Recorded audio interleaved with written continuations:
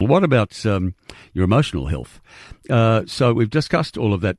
Elizabeth Jane is an emotional wellbeing expert and author, and a growing number of people are holding back parts of themselves in a very close relationship. And she's written Free and First, which is Unlocking Your Ultimate Life. And I'm very happy to say that Elizabeth Jane is on the line. Morning to you.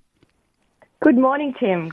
Interesting. Happy to be here. Yeah, interesting concept. When you say that sometimes people hide parts of themselves in an intimate relationship, I'd be wondering why you do that, but people do it, yeah? Yes, many people do it, and sometimes you don't even realise you are doing it. Right. That's the tricky bit. I think people unconsciously sometimes think, well, they either may edit what they say, or they may stay silent, or they're going through a tricky time and they're not feeling, they're feeling stressed or uncomfortable, and they might not. It might come out reactive what they want to say. Yeah, I get it. Could it be, something in your past you really don't want this partner to know, or something that you think might embarrass you or they might not be happy with? I imagine it could be any number of things, yeah? Yes. And it's actually working against you, because if you can't be authentic and speak your truth, well, then you can't be free, really, because you're sort of locking yourself in to pretending to be someone that you're not. That can be pretty tiring. Yeah. And so, it takes a lot of courage to actually have that uncomfortable conversation, let's say, about how you're feeling, and but it can be very powerful to build the relationship.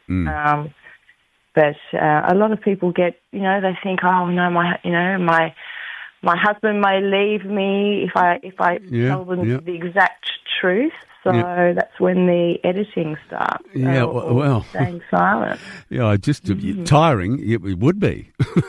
I wonder if, and I imagine this is, with all human beings, how your childhood was. If it was happy, if you had two parents. Traditionally, these days it can be just one, and what those parents were like, and how that shapes you in the future. I'm sure that can have a genuine effect.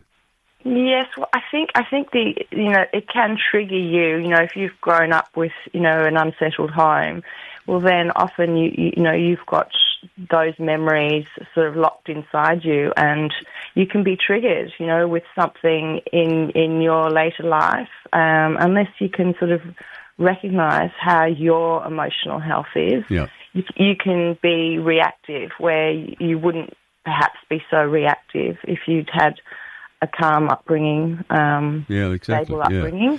Yeah, and you make the point, and it's a very good point, that pretending might feel a bit safer, but it actually isn't. Well, it locks you in, because as you said, you're being someone that you're not really. Yeah. And so, everyone wants to be loved and respected for who they are. Yep. And then if we're sort of like being someone else, but also, more importantly, if we're not speaking up and we're staying silent and we're holding on to our feelings, medical people are coming onto track that's not good for our health. Holding on to that sadness, holding on to that anger, and that's really can play havoc with your health later on, suppressing your feelings. Yeah, right. Look, and I know it's something like, and people say, oh, it's, Valentine's Day, it's just an excuse to sell more cards and flowers, and it's all tried. People poo-poo the idea. But I'm just thinking, maybe, if you've never done anything on Valentine's Day and you do this year, your partner might go, oh, whoa, that's cool. I mean, I know it's people say, oh, it's just flowers and some chockies, but it might actually be important to people. Yes, well, I think if you want a real connection with your partner, you have to start with being real yourself. Yeah, well, yeah, exactly. So if you want to strengthen and build an intimate relationship, or, a relationship with your children, a relationship with your colleagues, your boss, it could be anyone, it's really important to actually have that uncomfortable conversation. And that can be, it takes courage and it takes practice.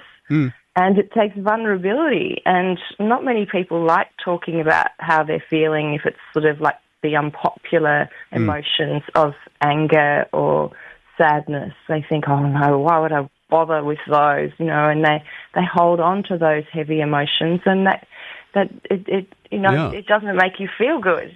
You want to be lighter and have more energy. Well, authenticity is the power. Is the key to that. Yeah. Well, I'm going to say there's an awful lot of fake news around, so don't be a fake person, yeah? Well, and it's exhausting being someone you're not. Yeah, it's exhausting. It is. Yeah, be authentic. Yeah, exactly. I mean, it's because you've got to remember everything you said. Well, that's right. I mean, that's when, the editing bit comes in, and you're sort of like, and you're sort of like, well, the lies become, I was always brought up saying, well, if you lie once, well, then you end up with more lies than you know what to do with. Look, it's a very good chat to have, and Elizabeth Jane's written a book called Free and First: Unlocking Your Ultimate Life. Thanks for your time. It's good to talk to you. Thanks. Oh, my pleasure too. It's Elizabeth Jane, wellbeing expert and author.